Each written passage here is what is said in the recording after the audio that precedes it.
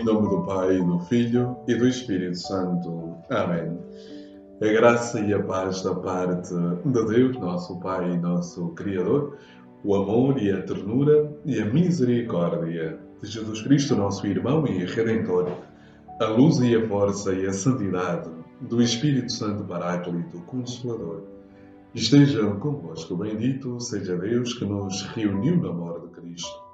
Caríssimos irmãos e irmãs, sejam todos muito bem-vindos ao programa Palavra para o Teu Dia da Comunidade Luz Divina. Aí onde está, na circunstância concreta do seu dia, ore conosco. Ore conosco e comigo ao Deus da vida, ao Senhor que dá razão à nossa razão de existir. Oremos, ó Jesus vivente e Maria, vinde viver e reinar em nós. Consagra-nos hoje e sempre a sabedoria, para vivermos só para vós, vós que viveis e reinais com o Pai, na unidade do Espírito Santo, por todos os séculos dos séculos. Amém. Caríssimos irmãos e irmãs, o Evangelho deste dia é extraído de São Lucas, capítulo 6, versículos de 12 a 19. Naqueles dias, Jesus foi para o monte a fim de fazer oração e passou a noite a orar a Deus. Quando nasceu o dia, convocou os discípulos e escolheu 12, entre eles aos quais deu o nome de apóstolos: Simão, a quem chamou Pedro, e André, seu irmão, Tiago, João, Filipe, Bartolomeu, Mateus, Tomé, Tiago, filho de Alfeu, e Simão, o Zelota, Judas, irmão de Tiago, e Judas Iscariotes, que o veio a trair. Descendo com eles, deteve-se num sítio plano, juntamente com os numerosos discípulos e uma grande multidão do povo de toda a Judeia, de Jerusalém e do litoral de Tiro e Sidónia, que acorrera para o ouvir e ser curada dos seus males. Os que eram atormentados por espíritos impuros ficavam curados, e toda a multidão procurava tocar-lhe, pois emanava dele uma força que a todos curava. Palavra da salvação. Glória ao Senhor por este santo Evangelho. Perdoai-nos, Senhor. Caríssimos irmãos e irmãs, a alegria do Senhor é a nossa força. Este Evangelho é de uma riqueza e de uma profundidade. E podíamos refletir vários aspectos deste Evangelho. E vou aproveitar, de certa forma, a reflexão que também acabei de fazer para a Rádio Maria. E é exatamente neste sentido que quero entrar e mergulhar nesse Evangelho convosco. E a primeira coisa que sobremaneira desperta no meu coração, caro irmão e cara irmã, é que de Jesus saía uma força. Diz o texto, Jesus, pois emanava dele uma força que a todos curava. Sim. E nós podemos pensar que esta força que emanava de Jesus deixou-a também aos seus apóstolos, aos seus discípulos.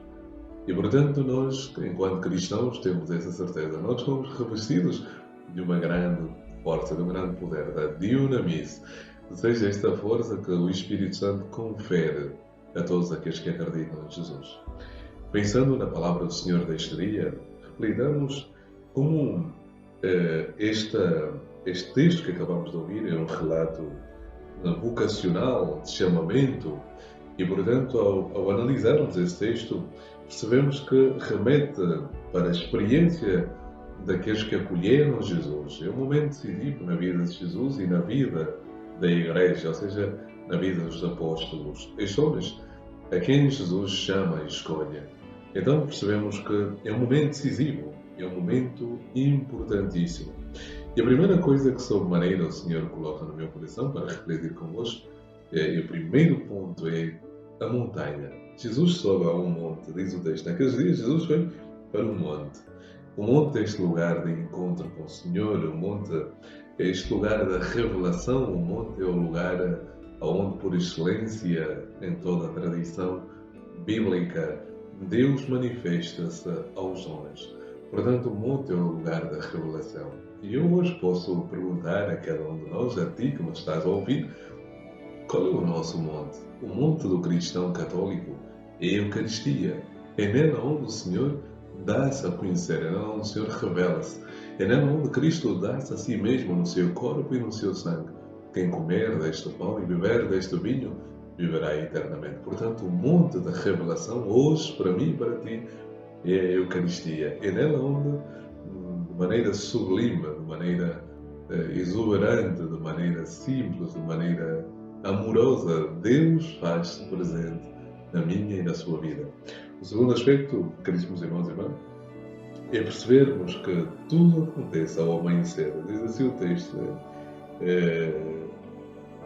Jesus, ao amanhecer, é o princípio, é um novo começo, é uma nova realidade. E perceber que Deus confere sempre ao ser humano uma nova oportunidade. Deus confere na possibilidade de experimentar, de sentir esta nova realidade que acontece a partir do momento em que nós recebemos o corpo e o sangue do Senhor. Ou seja, começa, é um novo amanhecer. E o novo amanhecer remete naturalmente para o dia da ressurreição.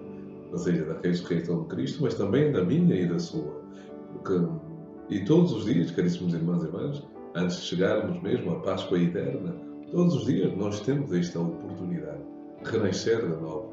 E como não lembrar um cântico lindíssimo que diz: Deus ouve a minha oração, nasce em mim e me salva. Deus ouve a minha oração, nasce em mim e me salva.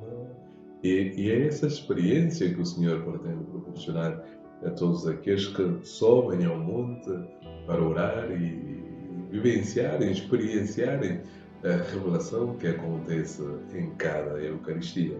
O terceiro aspecto, caríssimos irmãos e irmãs, é que este momento do monte, este momento em que acontece depois de uma noite passada em oração. Caríssimos irmãos e irmãs, sabemos que no Evangelho de São Lucas e na vida de Jesus, tudo está intimamente unido a este diálogo com o Pai. Como não recordar as palavras da minha catequista de infância, do primeiro ano de catequese, catequista Cidária, que ensinou-me esta linda e profunda definição: orar é falar com Deus. Querido irmão e querida irmã, sem Jesus passa em oração. O que é que significa que Jesus passou toda uma noite em oração? Significa que Jesus passou toda a noite em diálogo com Deus. E é isso que o Senhor pretende, que nós descobramos, que a nossa vida seja realmente uma oração e que a oração seja a nossa vida. E pensemos aqui na experiência do peregrino russo, quando a oração torna-se parte da respiração, quando a oração torna-se parte da própria existência. Então a oração não é um momento, a oração é um estilo de vida, a oração é a própria vida. E, portanto, se nós quisermos viver esta oração com o Senhor no monte, ao começarmos esta nova oportunidade que o Senhor nos confere, vai ser através da oração, meu irmão e minha irmã. E o quarto ponto, caríssimos irmãos, é que Jesus escolhe 12 homens. Ou seja, escolhe aqui o número 12, sabemos a simbologia dos 12 filhos de Jacó. Caríssimos irmãos e irmãs, é o simbólico, esse Israel que vai substituir o velho Israel. Ou seja, Jesus está literalmente a colocar uma nova base na relação dos homens com Deus. Já não são os patriarcas, já não são essas 12 tribos. Hoje, aqueles que, sob maneira, representam este novo Israel são os apóstolos. E pensar nestes homens, são 12 homens que abandonam a própria vida, abandonam a própria condição, e pensar que cada um destes homens tem uma história pessoal, uma história de virtudes, mas também uma história de pecados. E, no entanto, o encontro com Cristo é decisivo para uma mudança. E aqui percebemos que uma história da salvação é uma história que se encarna na nossa realidade concreta. O Senhor vem ao meu encontro, não para que eu permaneça tal como sou, mas o Senhor vem ao meu encontro para transformar o meu coração, para que o meu coração descubra o caminho verdadeiro daquilo que eu devo ser. Ou seja, nesta construção do homem novo, nesta construção do homem novo que o Senhor pretende que eu faça e construa dentro de mim, essa existência que pode acontecer apenas a partir do encontro com o Senhor da vida. E percebemos então que a história concreta de cada um destes discípulos, cada um destes apóstolos, é também a nossa história. Uma história, muitas vezes, de virtudes e algumas vezes de pecado. Uma história que está marcada necessariamente pela confiança em Deus.